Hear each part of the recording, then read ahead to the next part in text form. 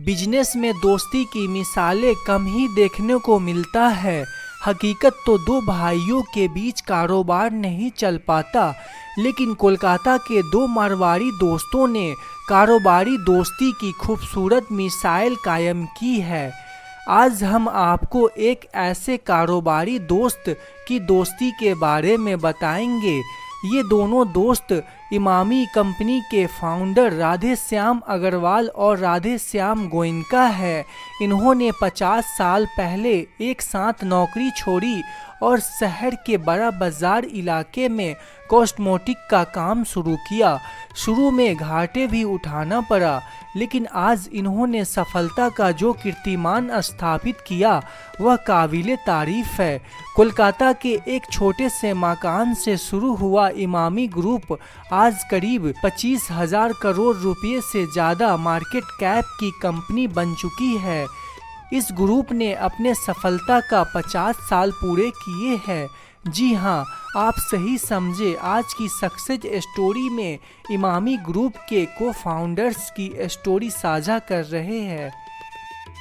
राधे श्याम गोयनका और राधे श्याम अग्रवाल कोलकाता के एक स्कूल में पहली बार मिले।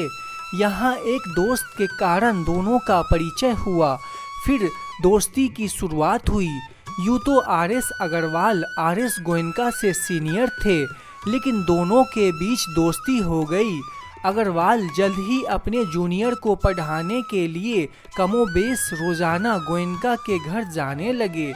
आर.एस. गोयनका के पिता वैसे तो काफ़ी अनुशासन प्रिय और गुस्से वाले थे, लेकिन राधे श्याम की जोड़ी के लिए उन्होंने अनुशासन में थोड़ी ढील दे दी। यही बचपन की दोस्ती आज भी बरकरार है, न सिर्फ उनमें बल्कि उनकी अगली पीढ़ी में भी। अग्रवाल और गोयनका बंधु ने इसके बाद केमिको केमिकल्स के नाम से कंपनी की शुरुआत की। उत्तरी कोलकाता में महलनुमा मार्बल पैलेस के पास के क्षेत्र में 48 मुक्ता राम बाबू स्ट्रीट में केमिको केमिकल्स की एक छोटी सी मैन्युफैक्चरिंग यूनिट से काम की शुरुआत की। गोयनका के पिताजी की ओर से मिले 20,000 रुपये की मदद ने गोयनका और अग्रवाल का उत्साह बढ़ाया। वह सामान बनाते और कोलकाता में हाथ से खींचे जाने वाले रिक्शे में भरकर उसे बेचते। यह वो दौर था जब व्यवसाय उधारी पर चलता था। इसका असर कारोबार पर भी पड़ा। नतीजा, उनकी पूरी पूंजी खत्म हो गई और ग्राहकों से धोखा मिला। इस झटके से दोनों दोस्तों ने सबक सीखा और उचित हिसाब रखने की जरूरत समझी। कारोबार में मिली असफलता से वो शर्मिंदा और पछतावे से भरे हुए थे। दोनों ने कारोबार समेटने की कोशिश शुरू कर दी। जब इस बात की सूचना पिता को दी तो वो आग बबूला हो गए। उन्होंने कहा वो 1 लाख रुपया देने को तैयार है, बशर्ते वो कदम पीछे न खींचे। उसके बाद दोनों दोस्तों ने चीज़ों को कैसे प्राप्त किया जाए इसके बारे में बेहतर निर्णय के साथ व्यवसाय में वापस आ गए। कंपनी ने शुरू में बुलबुल, क्रांति, स्नो प्रोमेड, गरीब आदमी की वैसलीन जैसे सस्ते सौंदर्य प्रसाधनों की रीपैकेजिंग शुरू की। ये ऐसे प्रोडक्ट थे जिनकी बिक्री तो खूब थी, लेकिन मार्जिन कम था। दोनों बड़ा बाजार में थोक विक्रेताओं को पूरे कार्टन 36 रुपये प्रति ग्रूस यानी 3 रुपये दर्जन के हिसाब से बेचते थे। कंपनी की रफ्तार कछुए की गति से चल रही थी। शादी के बाद दोनों दोस्तों पे अधिक पैसा बनाने का दबाव बढ़ने लगा। इसी दौरान उन्हें कोलकाता के तत्कालीन कॉरपोरेट घराने बिरला समूह के साथ काम करने का अवसर मिला। दोनों ने इस अवसर को हाथ से जाने नहीं दिया। साल 1970 के दशक के मध्य तक गोयनका के बिरला समूह में आयकर विभाग के प्रमुख बन गए और अग्रवाल आदित्य बिरला समूह के उपाध्यक्ष बन गए। साइड में उनका अपना बिजनेस भी चलता रहा। जब दोनों दोस्त बड़े कॉरपोरेट सेटअप के कामकाज से अवगत हो गए तो उन्होंने महसूस किया अगर अपनी कंपनी को आगे बढ़ाना है तो उन्हें उत्पाद लाइन में अंतर लाना होगा और लीक से हटकर सोचना होगा, साथ ही मार्जिन में भी सुधार करना होगा। उन दिनों इंपोर्टेड कॉस्मेटिक और विदेशी लगने वाले ब्रांड नामों का क्रेज़ था। हालांकि इंपोर्टेड वर्जन पर 140% का उत्पादन शुल्क लगने के कारण ज़्यादातर लोग इन प्रोडक्ट का इस्तेमाल नहीं करते थे। ऐसे में गोयनका और अग्रवाल ने इस मौके को भुलाने का फैसला किया और बिरला ग्रुप से नौकरी छोड़ साल 1974 में इमामी नाम से एक ब्रांड को लॉन्च किया।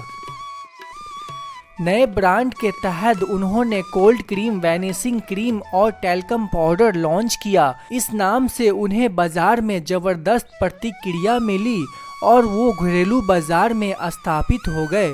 केमिको के पैकेजिंग को पूरी तरह नया रूप दिया। शुरुआत में दोनों दोस्त फुटपाथ पर बैठकर चाय पीते हुए डिस्कस करते थे कि प्रोडक्ट कैसे बेचा जाए। शुरुआत में दोनों दोस्त खुद ही प्रोडक्ट बेचने स्टोर जाया करते थे और बाद में पैसा कलेक्ट करने भी खुद ही जाते थे। उनका कहना है कि देश का शायद ही ऐसा कोई मार्केट हो जहां उन्होंने दौरा नहीं किया। उन दिनों टैल्कम पाउडर टीन के कंटेनर में बेचा जाता था। यह टीन का कंटेनर मेटल बॉक्स नाम की कंपनी देती थी। सभी कंपनी का डिब्बा एक जैसा था। ब्रांड का नाम सीधे टीन पर स्क्रीन प्रिंट होता था। इसमें आकर्षक कुछ भी नहीं था। इमामी ने भारतीय बाजार में पहली बार फोटो टोन लेवल वाले ब्लो मोल्डेड प्लास्टिक कंटेनर में पेश किया गया। गोल्डन लेवलिंग वाला सुंदर हाथी दांत रंग का कंटेनर ऐसा लग रहा था जैसे इसे विदेश से भेजा गया हो। उस समय भारत सरकार ने कंटेनर पर MRP मुद्रण करना अनिवार्य नहीं किया था, जिससे उन्हें काफ़ी मदद मिली। उनका उत्पाद विशेष रूप से टैल्कम इतना हिट रहा कि दुकानदार इसे स्टॉक में रखने के लिए हर संभव कोशिश करने लगे। इमामी ब्रांड ने तब तहलका मचाया जब उसने माधुरी दीक्षित को ब्रांड एम्बेसडर के रूप में साइन किया। फिर क्या था, ग्राहक तो टूट कर आने लगे। इमामी आज करीब 25,000 करोड़ रुपए की कंपनी हो गई है। इमामी शेयर मार्केट में लिस्टेड है और इसके शेयर ने पिछले एक साल में करीब 18% का रिटर्न दिया। कंपनी के इस समय 450 से ज़्यादा प्रोडक्ट है, 20 से ज़्यादा ब्रांड है। इमामी का कारोबार कॉस्मेटिक के अलावा FMCG, retail, art, pharmacy, health care आदि तक फैला है। इमामी ने झंडू ब्रांड को साल 2008 में 130 करोड़ रुपए में खरीद लिया। आज इमामी ग्रुप का कारोबार 70 से ज़्यादा देशों में फैला हुआ है। कंपनी एडिबल ऑयल जैसे सेक्टर में आ चुकी है। इससे पहले पेपर बिजनेस में आ चुकी थी। आज न्यूज प्रिंट बनाने में इमामी देश का नंबर 1 कंपनी है। इमामी ग्रुप की 2 और company Emami paper mills limited, Emami realty limited भी लिस्टेड है। इमामी के पोर्टफोलियो में Boroplus, Navratna, Fair and Handsome, Zandu balm, Sona Chandi, Chyawanprash जैसे प्रतिष्ठित ब्रांड शामिल है। Emami group FMCG, packaging board और न्यूज प्रिंट, बॉल पेन, टिफ manufacturing, retail, pharmacy, infrastructure and development, art and craft, edible oil, biodiesel sector में कारोबार करता है। यह ग्रुप कुछ और सेक्टर में उतरने की भी मंशा रखता है।